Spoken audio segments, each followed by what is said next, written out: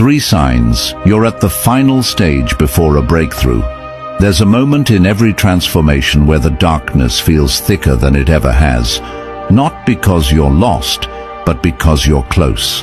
The final stage before a breakthrough is not peace, it's war. And if you're here, it's because you're on the edge of something vast. But first, it will try to break you. 1. You feel completely alone, even when surrounded by people. There's a specific kind of silence that enters your life before everything changes. You begin to withdraw, not out of sadness, but instinct. You stop explaining yourself. You stop defending your values, because you realize no one else can carry this weight for you. Epictetus once said, "It is impossible for a man to learn what he thinks he already knows," and most of the world still thinks it knows, still clings to illusions, but not you. The isolation you're feeling is not punishment, it's purification. It's the stripping away of shallow connections, mindless habits, and emotional noise. What you're left with is the rawness of self. And only in this silence do you meet the person you were meant to become. We've all felt it. The cold stares when we pull away. The invisible walls that grow when we choose discipline over distraction. But here's the truth. You're not alone. You're just not like them anymore. 2. You're haunted by the urge to quit what no longer serves you. There comes a moment when you can no longer fake it. Not in conversations, not in your career, not in your habits, not even in your inner world. You begin to feel sick at the thought of staying the same. Sick of chasing what others told you to chase. Sick of lying to yourself just to belong. Seneca warned, "As long as you live, keep learning how to live." That means shedding what once felt safe, but now feels suffocating.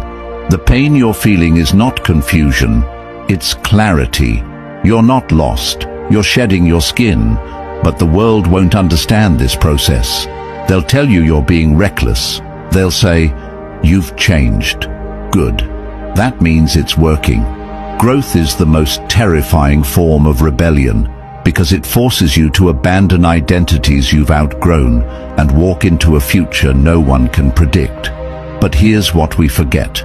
A cage is still a cage, even if it's comfortable. And if you're starting to claw at the walls, it means your spirit is still alive. 3. Destructive emotions begin to lose their power over you. The final sign is subtle, but it is the most powerful. You no longer react the way you used to. Anger visits you, but doesn't stay. Fear knocks, but finds the door locked. Sadness rises, but you watch it pass like clouds over a silent mountain.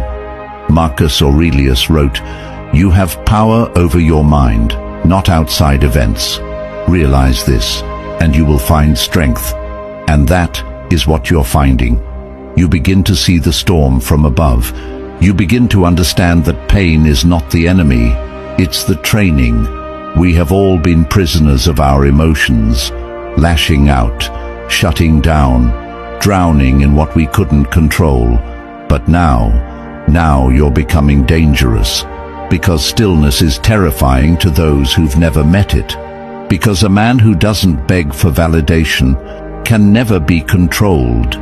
You may not see it yet, but something is shifting. The chaos you feel is the breaking of the old world inside you. It's the resistance before the birth, the noise before the silence, the fire before the light. So if you're exhausted, if you feel the weight of walking alone, if you've started saying no without guilt, and if your inner storms are growing quiet, then hear me clearly. You are not at the end. You are at the threshold. Don't turn back. Not now. Not when you've come this far. Let them call you cold. Let them call you distant. Let them say you've changed, because one day they'll call you unbreakable. And when that day comes, you'll realize you didn't break. You broke through. Let them sleep. We rise. If this message found you in the shadows, it wasn't by accident. Some of us weren't made to follow the noise. We were made to endure, to rise quietly, to master the war within. If you feel that fire burning deeper than before, subscribe, because here we don't chase motivation, we forge discipline, and when the world sleeps, we train.